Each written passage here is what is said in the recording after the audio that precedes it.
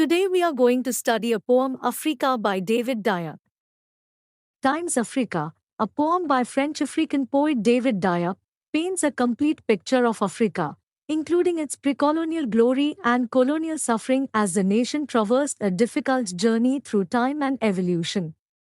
Times the poem expresses a hope for a post-colonial Africa that can spring beautifully like a flower after finally being freed from the heavy, corroded chains of oppression.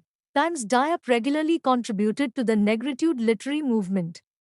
His poems, like Africa, also known as Africa My Africa, are considered a piece of protest against the oppressive French colonial rule.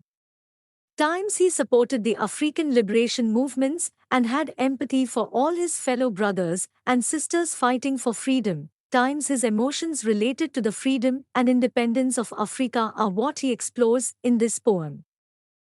Next, about the poet David Diop. French novelist and researcher David Diop is an expert in literature from Francophone Africa and the 18th century. His studies at the University of Pau in southwest France concentrate on how travelers from the 18th century portrayed Africa in their travelogues and artwork. Africa My Africa, Africa of proud warriors and ancestral savannas, Africa of whom my grandmother sings. Times Diop displays his adoration for Africa in the poem's opening 4 lines. He is aware of his ancestry and learned about his country's golden history through the stories his grandma used to tell.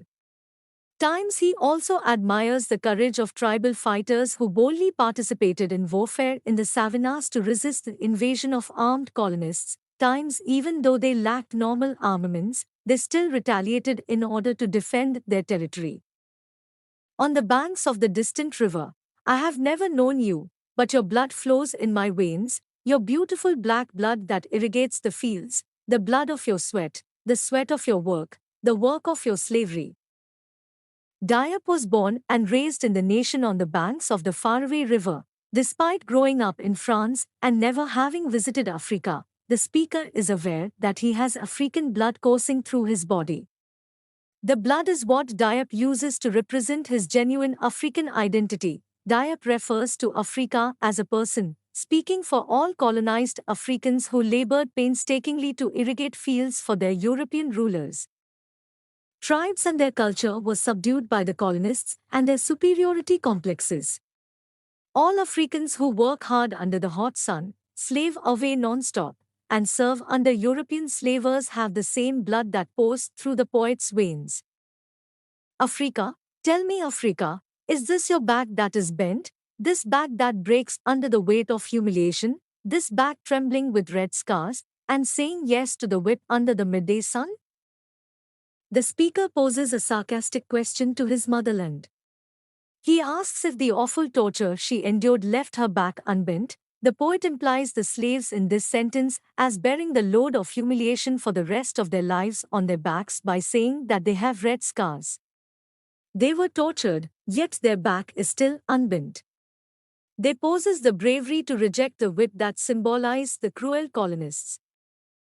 But a grave voice answers me, impetuous child, that tree, young and strong, that tree over there, splendidly alone amidst white and faded flowers, that is your Africa springing up anew, springing up patiently, obstinately, whose fruit bit by bit acquires the bitter taste of liberty. A voice reaches out to the speaker as he recalls how colonialism hurt Africa. She describes the Africa he is seeking for as a tree which is young and strong, standing among white and faded flowers.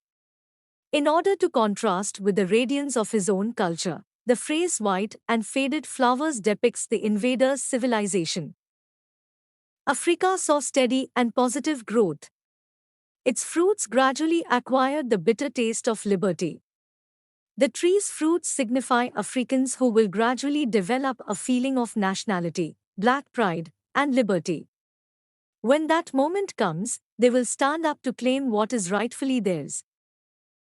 Anadiplosis, the repetition in which the last expression of one statement becomes the first expression in the following statement. The blood of your sweat, the sweat of your work, the work of your slavery, the slavery of your children. Rhetorical question. A question that does not need reply. Is that you this back that is bent? Symbolism. Scars, whip and blood they stand for the torture that Africans went through in colonial time. Black blood symbolizes African identity. Imagery. Gustatory image of taste bitter taste of liberty. Thermo image of heat the sweat of your work. Messages of the poem.